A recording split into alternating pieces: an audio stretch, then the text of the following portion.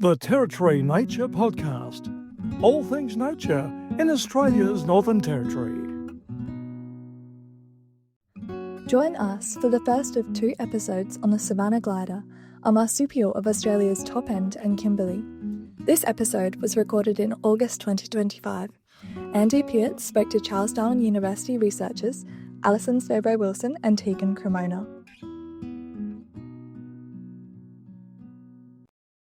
Tell us a bit about what you've been researching with regards to Savanna gliders. I might let you take the lead with that one, Teags. Absolutely. Savanna gliders. So you might not have heard the name Savanna glider before, but that's because they're a relatively new to science species. So what that means is that it's only pretty recently been described as a distinct species. So up until probably 10 years ago, it was thought that the glider that we had here in the NT was the same as a sugar glider. And a study looking at the genetics nationally of gliders included 2 samples from the NT. And when we got the results back from that study, it was quite surprising because gliders from the NT were actually more closely related to the 2 larger species of gliders, so squirrel gliders and mahogany gliders, not to sugar gliders, which it was currently classified as. So that's sort of what started this research into Savanna gliders here in the NT. So my research was focused on describing the species, the Savanna glider species, and then Alyson's research has been focusing more on the ecology and biology of the species. Can you describe the Savanna glider for us? I would love to describe the Savanna glider. Savanna glider is a small gliding marsupial. So some people think it looks a bit like a possum. It has a beautiful black stripe that runs from the top of its head down its back. But perhaps the thing that makes Savanna gliders and gliders in general the most unique is the gliding membrane. It has a special name. It's called a patagium, but we don't use that name very often. And it's a special piece of skin that runs from their wrists to their ankles. And this is what actually enables gliders to be able to glide. They spread these skin membranes out so that they can catch air as they're gliding from tree to tree. How far can they glide, Tegan? Well, that depends a little bit. I'll let Alyson maybe talk about some of the research that she's done about the size variation and how that might affect how far gliders can glide. Thanks, Tegan. Yeah, so the Savanna glider, one of the really amazing findings we got in our research was that the size of the Savanna glider, say at our most northern study site on the Tiwi Islands in Melville Island, was only a third roughly of the size of one of our biggest gliders, which was in Judborough National Park, which was around 150 to 160 grams. And the weight of the glider really influences how far they can glide due to a bit of an energetics trade-off. And obviously, I guess, the span of that membrane. So probably on average, a Savanna glider can glide maybe 10 to 20 metres in a single glide, and maybe up to 30 metres, which is less than kind of some of those bigger gliders you get down south, which would maybe go up to 50 metres. But even though they can do these glides, they do spend a lot of their time scurrying about in the canopy and doing small little jumps, because when you take a big glide, it makes you come down quite low to a tree, and then you're at most risk to predation. And so you want to scurry back up into that canopy. So they can glide pretty far, but it's not as common for them to kind of use that for their general foraging about in the canopy. So do they catch insects or anything on the wing? So not that I know of or that people have observed. No, their main foraging would, general foraging in the canopy and kind of what you come about. I've seen gliders eat geckos in the night, but that is more grabbing them within the tree rather than as they're gliding. That would be pretty clever though. I mean, they can steer their glide with their tail, and you can tell it's a very intentional movement. But yeah, probably wouldn't say that they're capturing things on the wings, so to speak. But they're mainly folivores, so or nectivorous. So they're going to flowers, and they have this really lovely long tongue, which can go deep into a flower to get its lovely nectar. And then also sap feeders, which is a really unique, I guess, to our arboreal mammals in the savannah, where they can make these V incisions in the side of a tree and then sap feed from the tree. And they have these really long front teeth that allow them to do that. Nectar, insects, is that right? Yeah. Geckos? Yeah. What else? What else do they?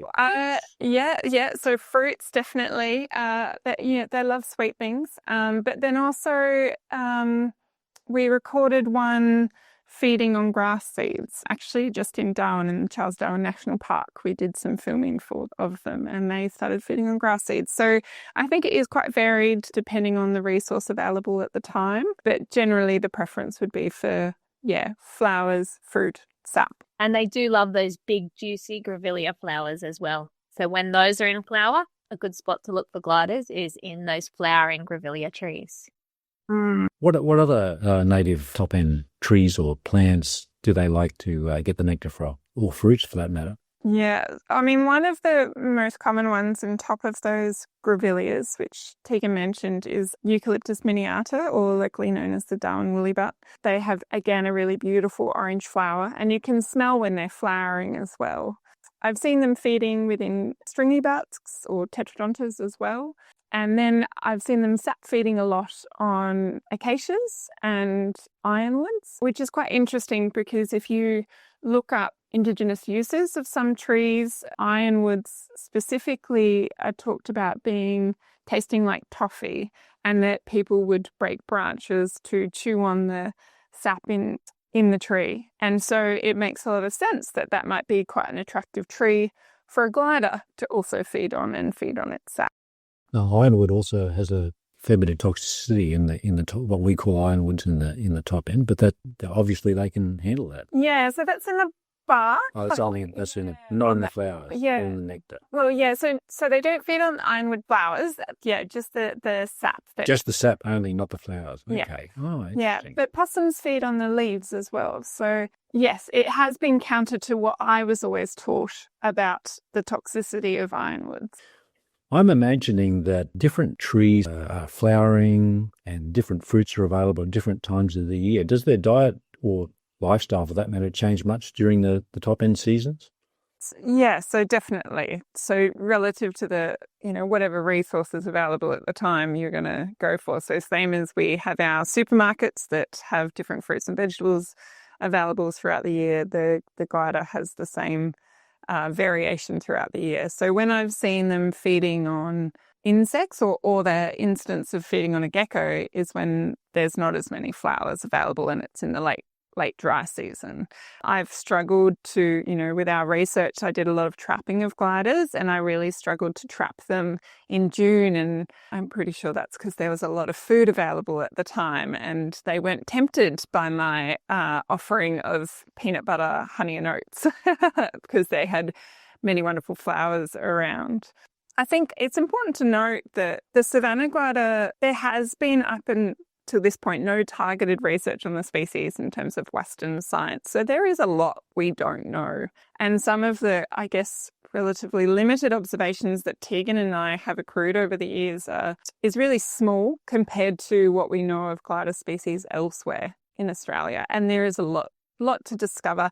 And not even just for gliders, but other tree-dwelling mammals in Northern Australia. There's lots that we don't know. And Tegan's doing some work on that now using mammal poo to try and work out what things are eating and when. So there's a story to unfold there. What sort of things would you like to find out more in the future with your research about Savanna gliders? So when we're trying to understand more about the species diet is a really important one. Because when we're trying to restore habitat or make habitat really ideal for certain species, it's important that we know their preferred diet. So some of the research that we're doing to get a better understanding of arboreal mammal diet, so tree-dwelling mammals, we're taking those scat samples And we're using new DNA technologies to figure out what DNA we can find in those poos to see what those animals have been eating. So this gives us a really sort of comprehensive assessment of what they've been eating, perhaps more so than the old method was to physically dissect and look through those poos with a microscope. So this new method can detect things that might not actually be physically present, such as nectar and pollens. So the more we can understand about the diet, the better we can restore habitat and make life better for our gliders. And there's so many interesting things that popped up in our research. So, for example, just the size variation of the gliders. Like, maybe that doesn't sound like a lot going from 50 to 150 grams, but it's quite significant and not something, a size change that's replicated in other gliders throughout Australia. And kind of where we got to with that was there's probably some kind of a bit of Bergman's rule, which is a theory about you get bigger as it's colder. So it's kind of alluding to there's a big change in the environment that happens across the gliders range, which is across the savannas. And so there's a lot of environmental pressures causing that change. And with size difference, there's also tree hollow size variation. You know, the types of trees they're using are really different at the most northern part of the range compared to the southern part. And so what we've kind of found in that is that it wasn't enough to just study the species in one location within their range. There's actually a lot of variation about the types of things they might need to survive. So the food they need to survive, the trees they need to survive, what threats they might be under. That probably varies quite a lot throughout their range, throughout where they occur. So there's so much more we could look into. And we've only really had the chance to get a glimpse of that within our time working on them. You mentioned Tiwi in the north, Tiwi Islands, and also Jupura, which is Gregory National Park in the south. What about to the east and west? What's the range of the Savanna glider in the top end and beyond? So as far as we know, the Savanna glider extends just over the border into Queensland, around Lawn Hill area, so Lawn Hill Gorge, if you've heard of that. And then right throughout the Kimberley, we have records of Savanna glider and no sort of evidence suggesting that there's sugar gliders as well. So right throughout the top end of the NT and Western Australia would be where you would find the Savanna glider. We are not 100% sure how far south they go. We know we've got records from Mataranka and obviously Judbra as well. So that's as far south as we have them recorded. But potentially they could go a little bit further south, obviously reliant on the persistence of that beautiful savanna woodland with plenty of tree hollows and plenty of food resources. So what eats Savanna gliders? Yeah, so Savanna gliders are prey to both owls, so winged animals, birds, but also ground predators as well. And that can include large reptiles, so pythons, and obviously, so dingoes as a native predator. I don't know if your cheeky quills, Teigan, might ever have had a go at a glider, but also our invasive predators, so feral cats and where they co-occur, foxes and gliders as well. It's an interesting one with cats because a lot of our initial records that we were stumbling through when we were investigating the Savanna glider, some of the initial museum records and records of the species are from pet cats bringing in gliders to the homesteads. And so that's how they knew they were there. So it was quite an interesting one. But there's been some diet studies in Kakadu National Park that have shown gliders actually make up a pretty, I think it was something like 10% of the diet of feral cats. And one of the main ways we collected some of the genetic samples for gliders for this project was from the tails that were left behind by owls when they predate on gliders.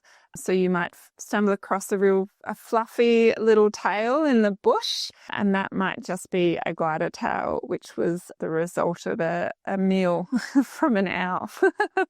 So they have to be quite careful because they have to look to the skies and the ground for things that are interested in consuming them. How would you describe the role of savanna gliders in a broader ecosystem?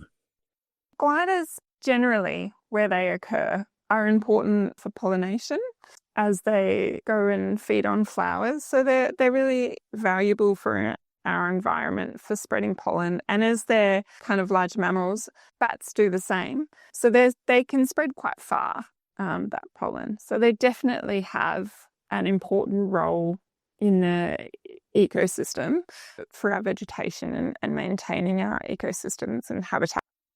Savanna gliders are nocturnal, is that right? Yeah, that's right. So they come out not long after sunset. So the best time to see them out in the bush is obviously at nighttime. And during the day, they shelter in those lovely tree hollows. So tree hollows are also really important for the savanna glider. So this is a bit of a concern and an area that we need to understand more about how tree hollows are changing in our savannas. If you were in the top end bush in nighttime and you'd really like to spot a savanna glider, what sort of places would you look and how would you maximise your chances of trying to find them? So you can maximise your chances by going out and looking with a nice bright spotlight, first of all, and obviously at nighttime, but also targeting areas where there are some flowering trees that we know that the gliders like. So those grevilleas and that Darwin woollybutt. When those are in flower, it's a good idea to target those when you're spotlighting looking for gliders. Areas with nice big trees as well are a little bit more likely to have some gliders, and also areas with a nice understory. So with lots of those shrubs can increase the likelihood of seeing them as well. Yeah, I think one thing that is special with the glider is it is still one of the few small mammal species that you will see out in the bush.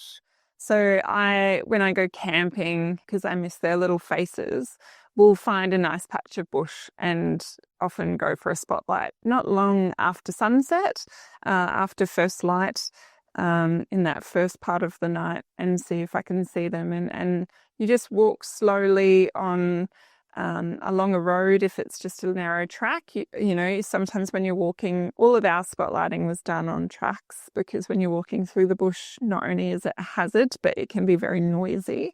So if you have a little path or a dirt track you can walk along that's not too big and disturbed, and it's nice and quiet. Normally it just takes me maybe an hour and I'll see one most places still.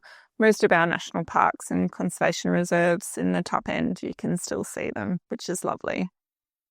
How are savanna gliders socially? And how do they communicate with each other? So this is another one of our, could be looked into a bit further. So I've spent a lot of time in the field looking at gliders. So sugar gliders are known to have a yipping call, and they're quite renowned for it in the eastern kind of forests. And so that's what we're looking for and thinking that maybe the glider would have. But so far in the many hours of fieldwork that both Teigan and I have done, there has been no yipping.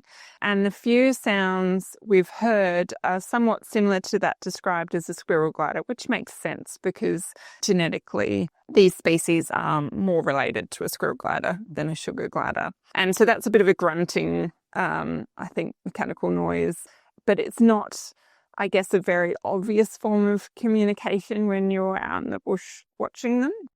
Do you have any audio from any noises they make? No, we don't have any. They did record some, it seems, in the Kimberley documentary that was recently released on the ABC. And that little bit of footage of the savanna glider is really insightful for us because it's a little glimpse of their behaviour, and they got a little bit in that. But we haven't recorded any ourselves for our research. I think sometimes we attempted it and it was never good, or they'd stop making the noise when we started recording, as always. And the noise that they do make is really quite unique. It doesn't actually sound like it's coming from an animal. It is a very mechanical whirring sort of noise. Can you give us a range? Go for it, Teigan. I really don't think I can. I agree. I couldn't even. I think the one time I did try and replicate their noise, our collaborator or fearless leader, Professor Sue Carthew, I think laughed at me, which was fair. For our listeners, this would be something that we're sort of interested to hear from people. If you think that you've heard Savanna gliders making noises, then let us know. We'd love to hear about any observations.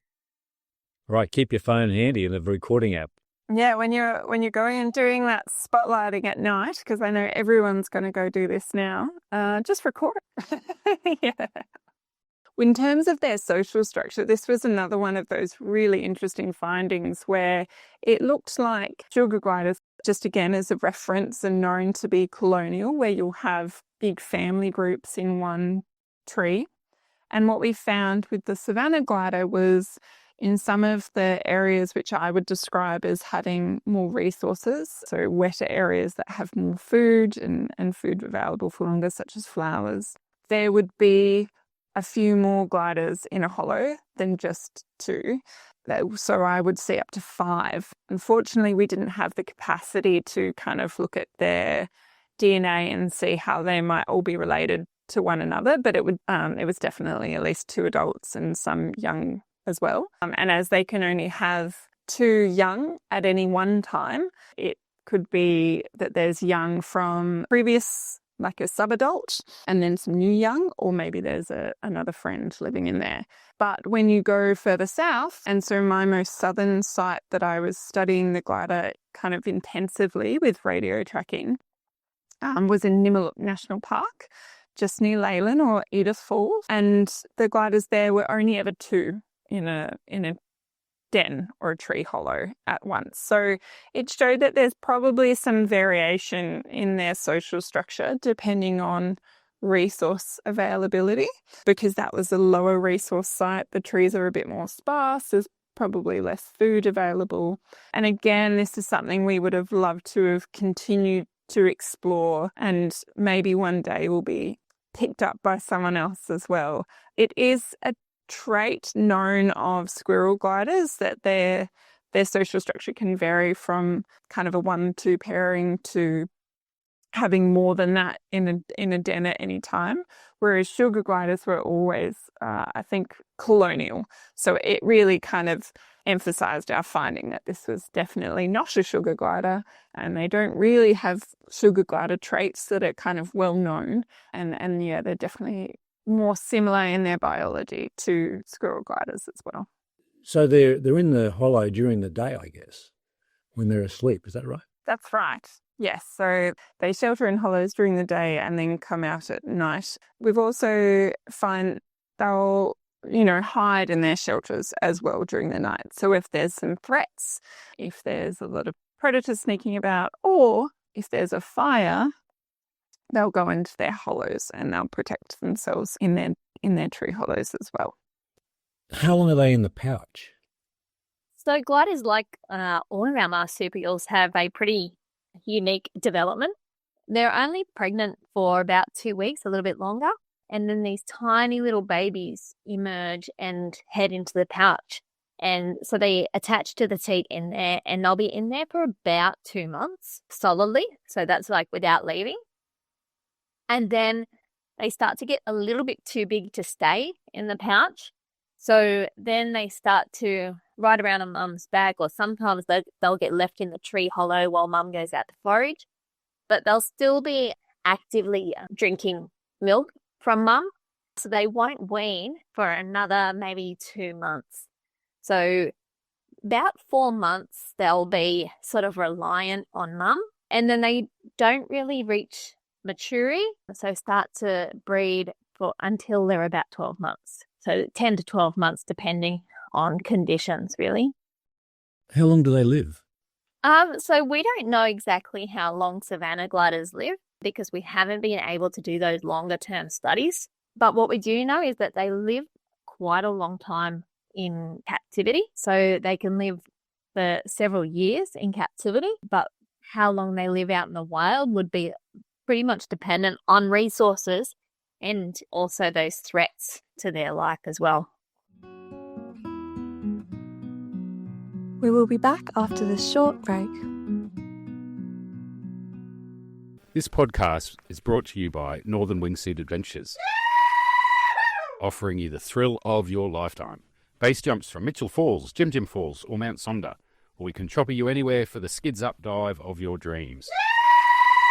With a special deal for Territory Podcast listeners, your second flight is free. Yes, that's right, your second flight on us. Visit us at northernwingsuitadventures.com.au and use the discount code TNP2025. The Territory Nature Podcast. All things nature in Australia's Northern Territory. Any idea, in terms of their evolutionary history, how long have Savanna gliders existed and how long have they been in Australia? Okay, so that's a big question. So there've been gliders, so sort of we move up the evolutionary tree a little bit and look at gliders more broadly. They have been around for, we're looking into millions of years. So we do have them also pretty widespread in Papua New Guinea and pretty closely related to some of our gliders in Australia. And so really highlighting that that evolutionary path happened across this region. The savanna gliders themselves probably separated from the other glider species, so our squirrel and mahoganies, a little bit more recently, but we're still sort of talking like tens of thousands of years. And did they evolve in Australia? Yeah. That's sort of the most likely explanation. It's believed that gliding has evolved, and so gliders as a representative species of this has evolved as an adaptation to the thinning out of the canopy, so trees getting a little bit further apart, not being so forest-like, and needing an efficient way to move between trees. So that sort of likely prompted the evolution of gliding. And that was with reduced rainfall or other reasons, do you think? Historically changing climates. I mean, that was like 5 million years ago. Yeah. Yes, the evolution of gliding so we're talking much earlier for that. You mentioned the squirrel glider. Isn't that an overseas species?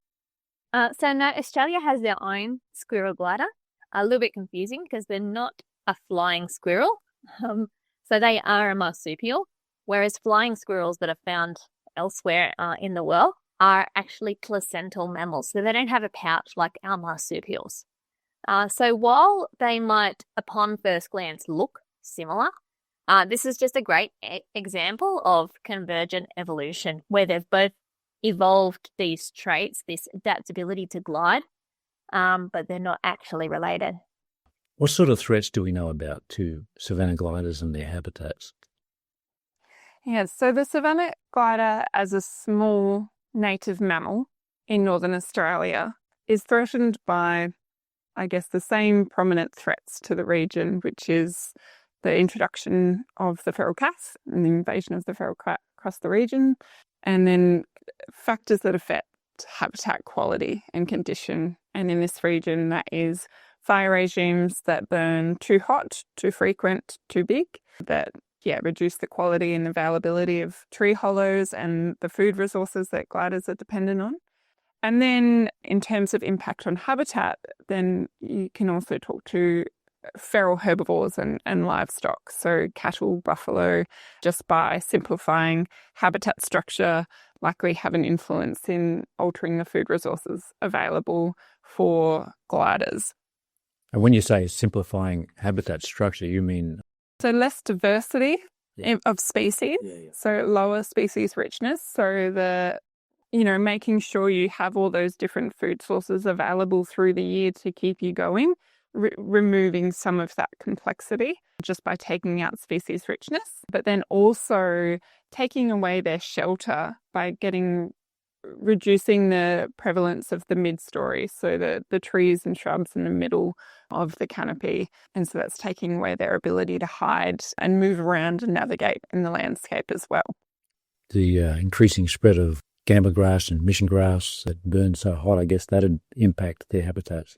Yeah, definitely. So twofold, by making a more homogeneous landscape where, again, so reducing that species richness. I mentioned there that I found gliders feeding on grass seeds. So we have no idea how important that is as a food source. But if you're getting weeds in that are reducing sorghum and you're getting more gamba and this homogeneous grass layer, then that's going to have an impact as well. But I mean, I think really more importantly with those invasive grasses such as gamba, it's fueling hotter fires.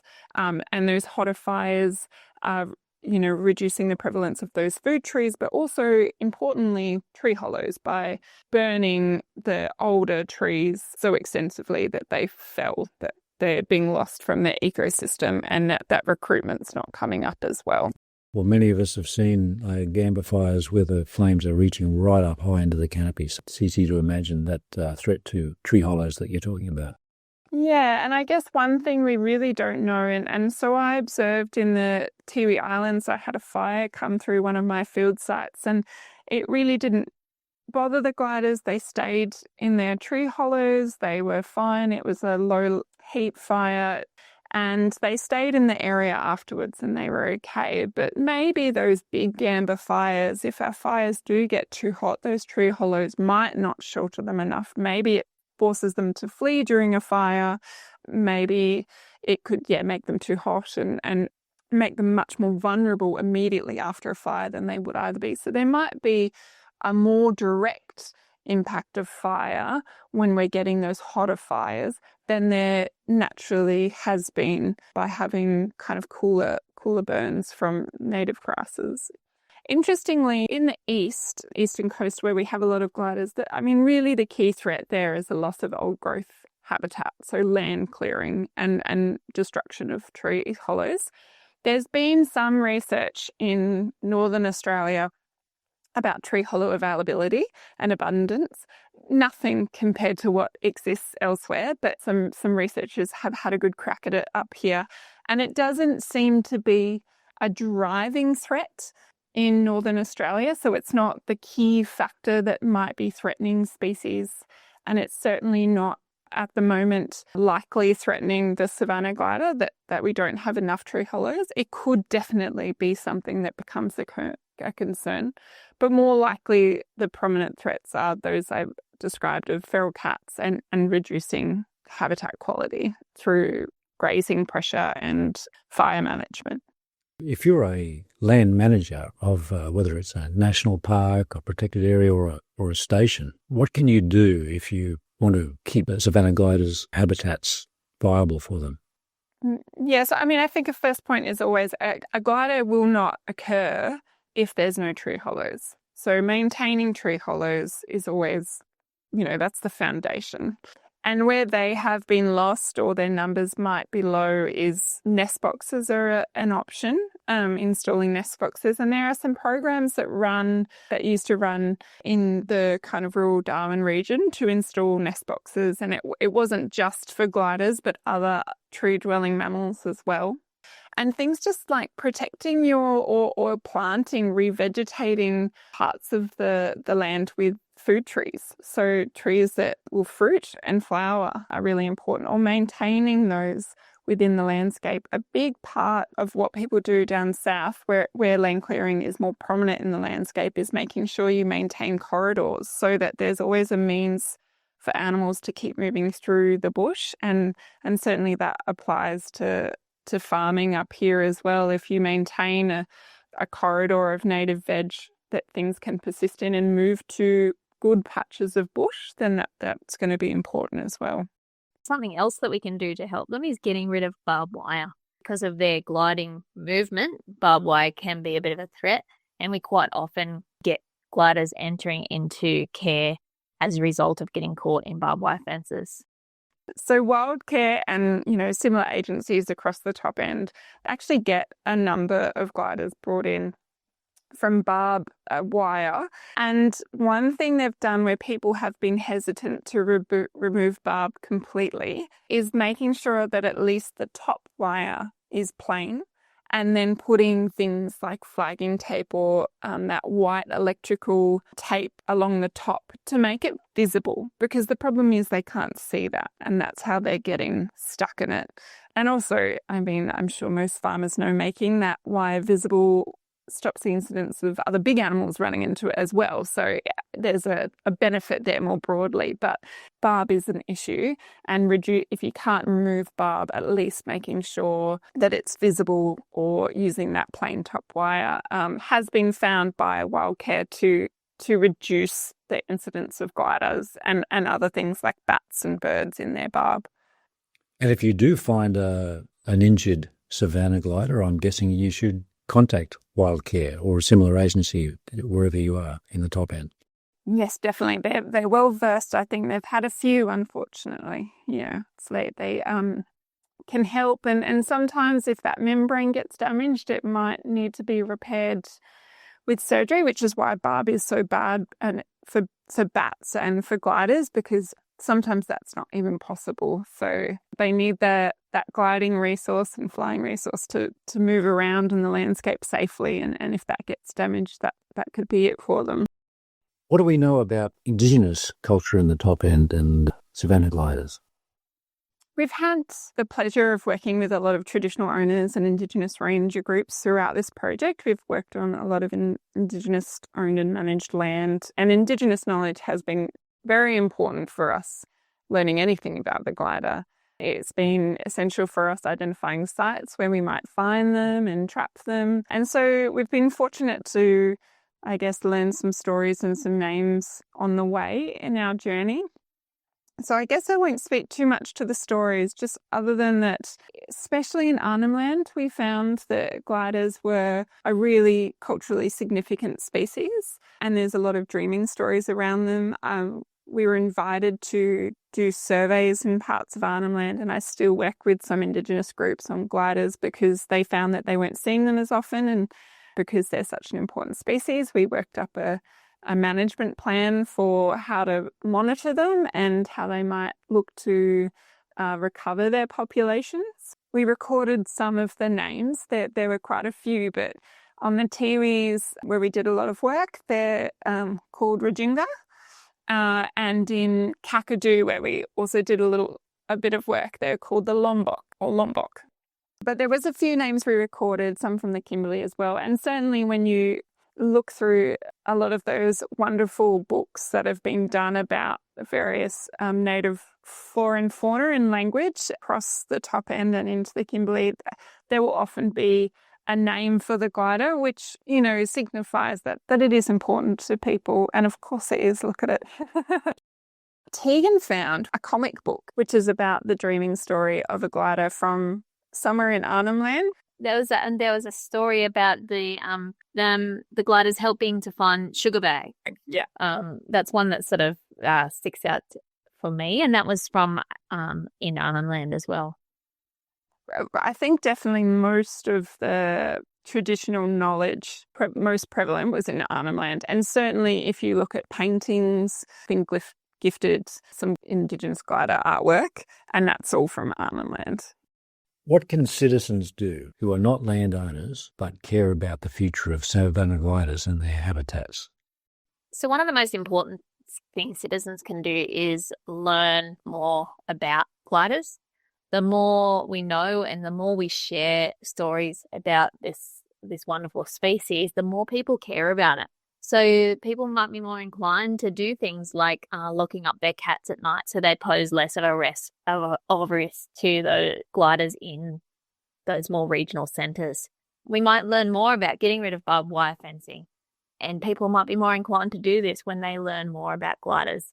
We are pretty fortunate to be able to have them still around, so the longer we can keep it that way, the better. I think kids as well, I think it's great for kids in schools to learn about our beautiful native wildlife so that we know what to look for. We can go out spotlighting and see them.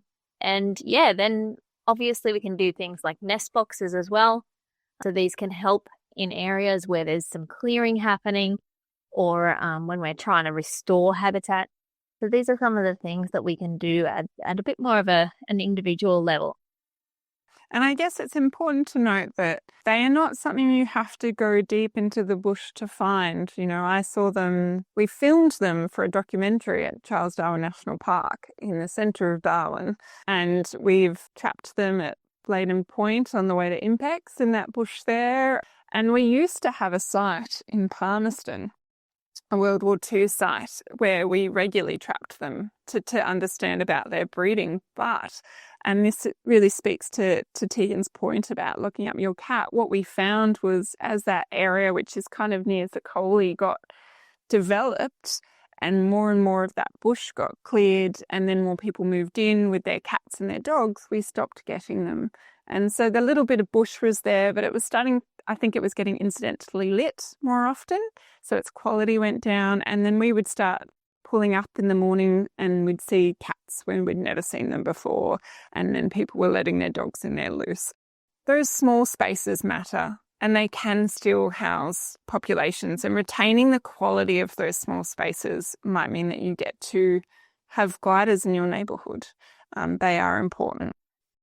We'll be talking with some volunteers that are just setting up this year a monitoring project in Katherine, and that includes building the boxes for them to live along the Katherine River.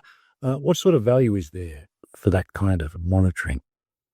So monitoring our mammals in the top end has been shifting a lot lately into lots more remote monitoring, so using cameras. Unfortunately, gliders don't turn up on cameras that are put on the ground. So it's really hard to monitor glider populations with the typical methods that are used to monitor other mammal populations. So having projects like the Katherine project is really crucial for us to understand the current state of populations and if they are changing. This is a really fantastic project and will give us a great opportunity to learn more about glider populations in the region. Currently, there are also some smaller nest box monitoring projects happening in the Kimberley. And this is also really important because when we were looking at describing the Savanna glider, we did have some really unique individuals that were from the central Kimberley area. So these gliders were quite large. They were bigger than those gliders that we caught in Jedburgh National Park. And they were also a little bit genetically different to most of the other Savanna gliders.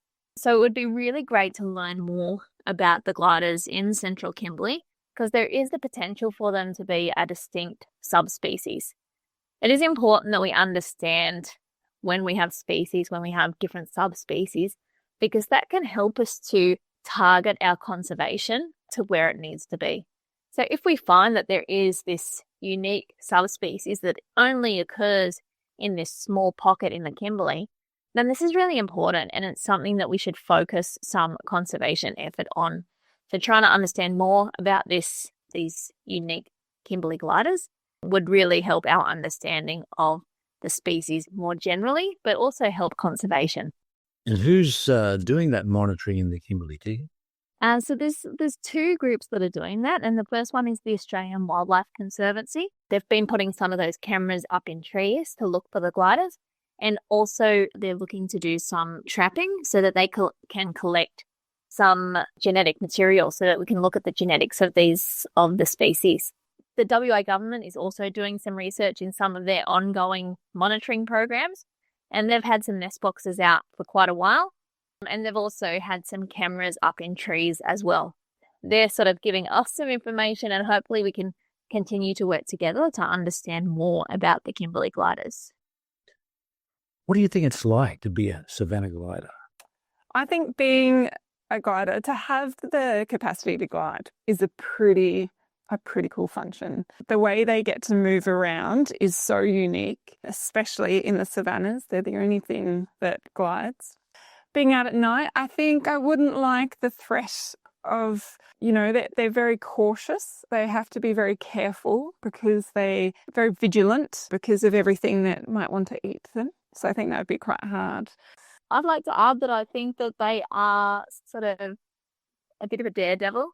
They are nature's base jumpers. I think they like to take risks. They know what fun is. And I think the fact that they're also always up for a sweet treat, I think it wouldn't be too bad being a Savanna glider. Talking about daredevils, do you think those crazy people that wear wingsuits and jump off cliffs, do you think they copied off our sugar gliders and Savanna gliders in Australia, or did they copy off something else? Definitely. They're copying gliders.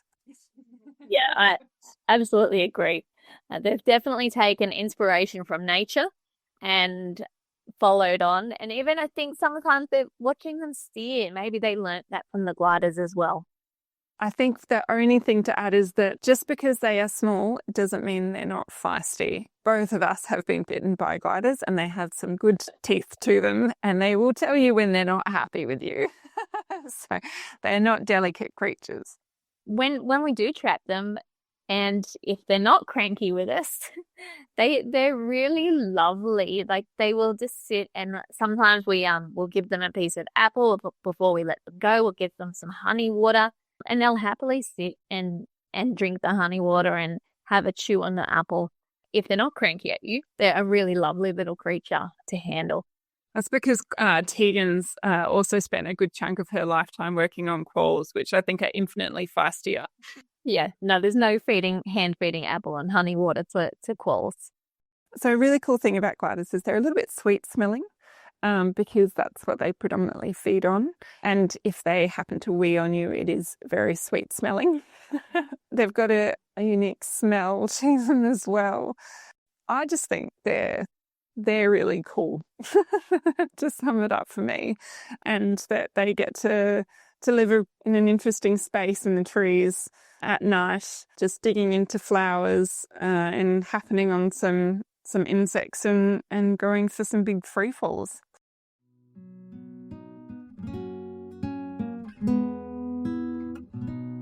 We hope you enjoyed part 1. Stay tuned for our part 2 episode on Savanna gliders, where you'll hear from volunteers for the Catherine Savanna Glider Project, along with an Aboriginal elder from Arnhem Land, who remembers snacking on Savanna gliders when she was young. For more information about Alyson and Tegan's research and how you can hear what Savanna gliders really sound like, see the text information for this episode. We'll aim to keep that information up to date with the latest interesting facts about the Savanna gliders. If you're in the top end, consider visiting the Territory Wildlife Park at Berry Springs to see their Savanna gliders, assuming you have no luck with spotlighting. You can contact us through territorynaturepodcast@gmail.com in case you'd like to suggest topics for future episodes or give us feedback about this one. This podcast is run by volunteers, so if you're interested in contributing to the podcast or know anyone who might be, please reach out, whether you live in the Northern Territory or elsewhere. Tax-deductible donations are always welcome to cover some of our costs. Thanks to Michael Honam for the music, Andy Ralph for his voice, Helen Pera for advice, Langcare NT for administrative support, Ethical Adventure Tours for financial help, and to our review panel for taking time to check this episode for factual and other errors. We also acknowledge Indigenous traditional owners across the whole of Australia's north. I'm Michaela Cordwell. Thanks for listening.